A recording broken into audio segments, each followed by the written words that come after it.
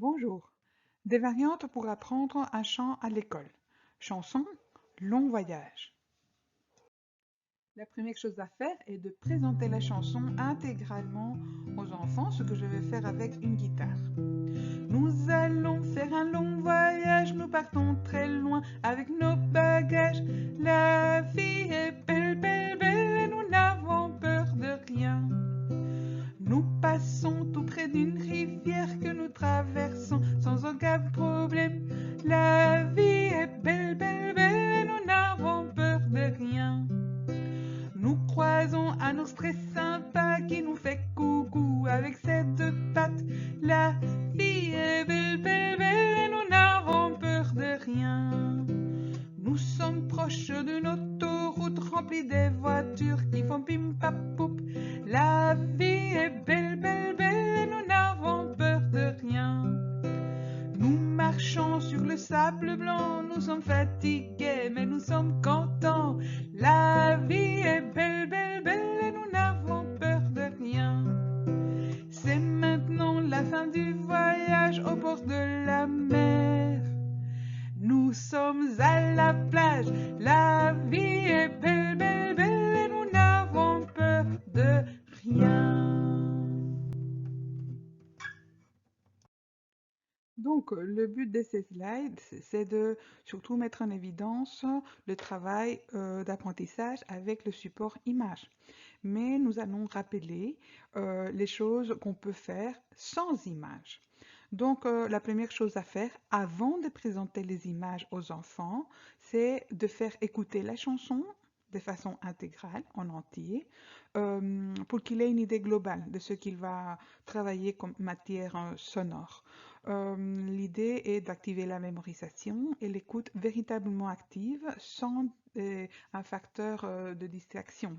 Donc l'enfant ne sera pas distrait ni par les images, ni par exemple par un support écrit. Quand les enfants savent lire, quand on donne les textes, ils vont être occupés à lire plutôt qu'à entendre l'ambiance sonore de la chanson, la mélodie, le rythme, et baigner un peu dans l'aspect musical avant d'aller dans des aspects autres comme par exemple les aspects langagiers. Donc il est intéressant, je vais balayer assez vite ce slide, de faire écouter la chanson, de demander de faire attention à des aspects par exemple langagiers précis, le fil de l'histoire, s'il y a une histoire, qui chante la chanson, trouver des mots qui se répètent, des phrases qui se répètent. L'idée de verbaliser, de poser des questions, de ne pas, surtout pas tout expliquer, mais plutôt l'extraire avec de la patience, mais attendre que ça vienne des enfants. Une deuxième chose intéressante à faire toujours avant de présenter des images, c'est associer des gestes à certains mots, à certaines phrases, ce qui va dans le sens de se faire une idée de ce que l'enfant sait ou ne sait pas sur le vocabulaire, sur les concepts qui se retrouvent dans la chanson. Ensuite, c'est important de chanter avec eux pour renforcer la mélodie, pour renforcer le rythme, les paroles, mais aussi de les laisser chanter tout seuls. Et ça, il faut alterner avec tact et avec de façon progressive pour que l'enfant et les sentiments d'avancer, même si c'est petit à petit, et de ne pas et de ne pas le laisser tout seul comme ça et de le confronter, par exemple, au fait qu'il n'a rien encore mémorisé. Ce qui est tout à fait possible si la chanson est trop longue ou trop compliquée ou que simplement l'enfant n'a pas été attentif à ces moments-là. Donc il faut faire ça avec beaucoup de tact. L'alternance entre chanter avec eux et les laisser chanter. Un deuxième aspect qui va dans le sens de chanter sans montrer des images et sans lire la chanson, pas encore, ça on le fera après, c'est la valorisation du rythme. Donc on demande aux enfants comment est-ce qu'on peut faire du rythme, avec quelle partie du corps, ou avec quel instrument, ou avec quels objets. Et on le fait. Ensuite, une autre possibilité, c'est de proposer un motif rythmique de la chanson, de le repérer en écoutant la chanson, demander aux enfants qu'est-ce qu'ils entendent comme rythme. Donc, par exemple, de la chanson Le Long Voyage, dans le refrain, on entend le petit extrait Belle, belle, belle. La vie est belle, belle, belle. Ça va peut-être attirer l'attention de l'enfant et il va le proposer. Sinon, c'est l'enseignant qui peut le faire et répéter cette cellule rythmique. Pam, pam, pam, pam, pam, pam. Pam, pam, pam, pam, pam, pam. Avec le corps, avec des instruments, avec les paroles, pour justement travailler cette écoute et cette pratique active du rythme en partant de la chanson, et qui va dans le sens du renfort de la prosodie de la langue aussi, et de la prise de la conscience phonologique, de la prise de conscience de l'accent, de la mélodie de la langue et des mots. Euh, Dans le sens de la conscience phonologique, on peut s'exercer à frapper sur les fins des phrases, sur les derniers mots pour mettre en évidence les rimes, euh, les dernières syllabes, les frapper, les mettre en évidence, les marquer, les faire en muet, alterner, les jouer, les doubler avec des claves et alterner la percussion corporelle et des claves ou d'autres instruments. De façon générale, mettre en évidence le rythme et les mots, les phrases qui vont avec ce rythme-là. Maintenant, nous allons passer au vif du sujet, c'est-à-dire à la valorisation de la structure de la chanson, des phrases, des différentes parties, avec le support image. Ce que vous voyez, c'est le premier couplet de la chanson que je vais chanter sans support visuel. Avant d'ajouter les supports visuels, je vais chanter.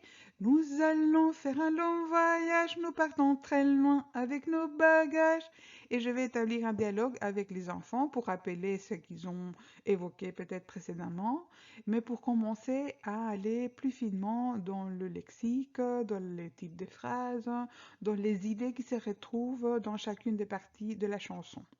Ici, je vais m'arrêter, par exemple, sur le mot voyage et sur le mot bagage. Donc, qu'est-ce que c'est qu'un bagage? Qu'est-ce que c'est qu'un voyage?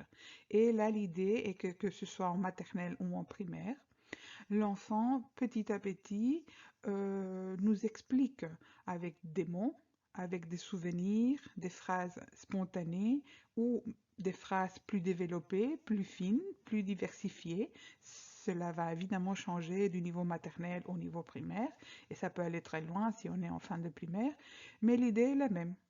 C'est pour l'enseignant de connaître la représentation de, dans ce cas-ci, les concepts de bagage, le concept de voyage.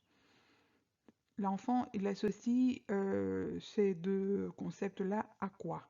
Des choses qu'il a vécues, des choses qu'il n'a pas vécues, des choses qu'il a vues. Il les a vues où? À la télé, il les a vécues lui-même, etc. Donc c'est très important de faire ça en groupe avant de montrer une image. C'est ce que je fais maintenant. Donc j'ai choisi une image où on voit des pays, on voit l'océan. Au maternel, c'est une image qui sera peut-être plus abstraite, mais en primaire, les enfants en général ont déjà eu affaire à ce type de support. Euh, mais ce qui nous intéresse surtout, c'est la valise. Euh, quel est le lien avec les mots bagage? Qu'est-ce que c'est qu'un bagage? Est-ce que c'est la même chose qu'une valise? Pourquoi cette valise qu'on voit sur la photo a beaucoup d'adhésifs, des couleurs? Ça signifie quoi? Euh, euh, en quoi ça pourrait exprimer l'idée de voyage? Et on discutera avec l'enfant.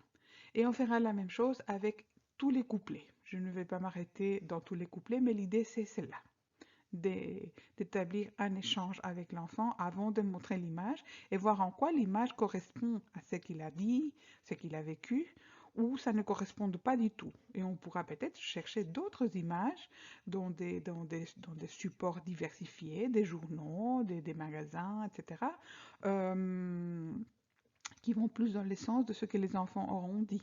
Parce que cette image n'est pas la seule image qui pourrait illustrer, bien entendu, ce premier couplet. Ensuite, il y a le refrain. La vie est belle, belle, belle, et nous n'avons peur de rien. J'ai choisi 3 émoticônes. Pourquoi cette image? Parce qu'elle montre trois émoticônes qui sont très contents. Donc ça va dans le sens de la vie est belle, belle, belle, des gens qui sont bien. Parce qu'il y en a trois, ce qui vient renforcer belle, belle, belle. Et c'est une émotion qu'on voit ici qui est quelque part contraire à la peur. Et les personnages de cette chanson, de toute évidence, n'ont peur de rien. Donc ça tombe bien. Euh, je vais continuer maintenant avec les couplets suivants. Nous passons tout près d'une rivière que nous traversons sans aucun problème. Et là, je montre l'image d'une rivière. J'aurais très bien pu choisir une image avec des gens qui traversent la rivière, à pied ou par un autre moyen, pour discuter de l'idée de rivière et de traverser. Mais j'ai choisi celle-là, peut-être parce qu'elle est problématique et parce qu'on peut l'améliorer. La vie est belle, belle, belle, et nous n'avons peur de rien. Nous croisons un ours très sympa qui nous fait coucou avec ses 2 pattes. Voilà, il y a, euh, il y a l'ours là qui n'a pas de pattes. Il a combien de pattes? On pourrait s'arrêter sur cet aspect-là, mais il fait coucou avec 2 pattes. Mais un ours, en fait, il a combien de pattes? C'est juste un prétexte pour déclencher une discussion du concept. Qu'est-ce que c'est que sympa? Est-ce que celui de la photo a l'air sympa ou pas? Voilà. C'est vrai que les discussions, elles peuvent prendre différentes directions selon les réactions des enfants aussi. La vie est belle, belle, belle, et nous n'avons peur de rien. Nous sommes proches d'une autoroute remplie des voitures qui font pip-pap-poup, qui font pip-pap-poup. Là, on est en présence des onomatopées. On avait parlé de ça dans un autre cours par rapport à une autre chanson. Qu'est-ce que c'est que l'onomatopée? Comment est-ce qu'on peut la noter? Est-ce qu'on peut avoir d'autres exemples? Ici, c'est pour illustrer les sons des quoi en fait? Mais oui, des klaxons. Euh, Est-ce que tous les klaxons sonnent de la même manière ou pas? Ceux de voiture, ils sonnent comment, etc. Donc on peut élargir la discussion allant dans ce sens-là. Et là, je montre l'image d'une autoroute, effectivement, qui est bien remplie de voitures. La vie est belle, belle, belle, et nous n'avons peur de rien. Nous marchons sur le sable blanc, nous sommes fatigués, mais nous sommes contents. La vie est belle, belle, belle, et nous n'avons peur de rien. Même principe. Exactement le même principe. Je vais continuer. Là, on arrive à la fin de la chanson. On peut demander à l'enfant s'il se souvient. Est-ce que c'est bien le dernier couplet ou pas encore? Et on se remémore un peu de ce qu'on a fait avant, ou dans des séances précédentes ou juste avant. C'est maintenant la fin du voyage au bord de la mer. Nous sommes à la plage, la vie est belle, belle, belle, et nous n'avons peur de rien. Et là, la chanson est finie. Toujours le même principe, on discute qu'est-ce que c'est que la mer, quelle est la différence entre la plage et la mer. Est-ce qu'on retrouve le sable partout dans les plages? Ou est-ce qu'il y a d'autres types de matières, pour dire ça comme ça, qu'on peut retrouver tout près de la mer? Qu'est-ce qu'on trouve d'autre tout près de la mer? Euh, et voilà. Je vais continuer avec ici, j'ai ajouté une sorte de coda. Coda, c'est un final, c'est quelque chose qui est totalement différent de tout le reste de la chanson. Je fais le choix de faire un coda parlé, c'est pas obligatoire, mais ça peut faire office des synthèses. Donc, on récapitule d'une part les verbes les plus importants de la chanson, donc partir, passer, croiser, être, marcher, finir les concepts ou les bagages, la rivière, un ours, une autoroute, le sable, la plage, et on fait le lien. Donc, je vais faire ça maintenant avec les images. L'idée est de réciter d'abord la première partie et que les enfants complètent la deuxième. Nous partons très loin avec nos bagages. Nous sommes passés près d'une rivière. Nous avons croisé un ours très sympa. Nous avons été près d'une autoroute. Nous avons marché sur le sable blanc. Nous avons fini. Nous sommes à la plage. La vie est belle, belle, belle et nous n'avons peur de rien. La vie est belle, belle, belle et nous n'avons peur de rien. Donc tout ça en chœur, ça peut donner un effet sympa. Donc c'est une sorte de jeu pour la synthèse. Une autre chose qu'on pourra faire, une fois que la chanson a été pratiquée de différentes manières, c'est donner des petites fiches, des petites cartes aux enfants en nombre suffisant avec toutes les images clés de la chanson. On donne ça dans des enveloppes que les enfants doivent remettre dans l'ordre. Ça se fait tant en maternelle qu'en primaire. Euh, Voilà. Donc le premier couplet, nous allons faire un long voyage, nous partons très loin avec nos bagages. La vie est belle, belle, belle et nous n'avons peur de rien. Et donc on va lire ainsi toute la chanson, tous les couplets avec une alternance que, comme vous le voyez, apparaît dans le sens de la lecture. Donc le voyage, la rivière, l'ours, l'autoroute, le sable blanc et après oui, après, c'est euh, la vie est belle, belle, belle, et encore une fois, la plage. La vie est belle, belle, belle, puisque la chanson se termine par euh, le refrain. Donc ici, on peut voir un peu l'idée de catégoriser. Donc il y a des parties qui se répètent dans la chanson. Donc il y a des cartes qui se répètent dans ces images. Et il y a des cartes qui changent tout le temps. Donc, comment est-ce qu'on appelle ça en musique? Donc, on va pouvoir catégoriser sur base des images les différentes parties de la chanson. Donc, on va discuter là de l'objet de ce travail. Quelque part, c'est la notion de structure. Donc, dans cette chanson, on retrouve une alternance très régulière entre quelque chose qu'on va appeler couplet et quelque chose qui se répète vraiment et qui s'intercale tout le temps, qu'on va appeler refrain. Donc c'est une alternance tout le temps, couplet, refrain, couplet, refrain, couplet, refrain, etc. On va pouvoir compter combien de fois il y a des couplets, combien de fois il y a des refrains.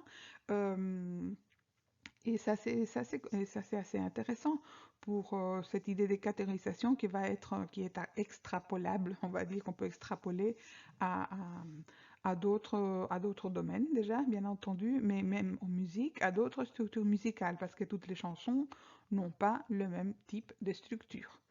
Euh, voilà. Donc, on a vu quelques variantes basées sur la manipulation, la visualisation d'images en lien avec les paroles de la chanson. Tout n'a pas été dit, bien entendu. Il y a d'autres choses qu'on peut faire au niveau de la catégorisation sur base des images et au niveau des types d'alternance. Mais l'idée, c'est toujours l'alterner l'utilisation, la visualisation des images, le chant et la parole. Merci.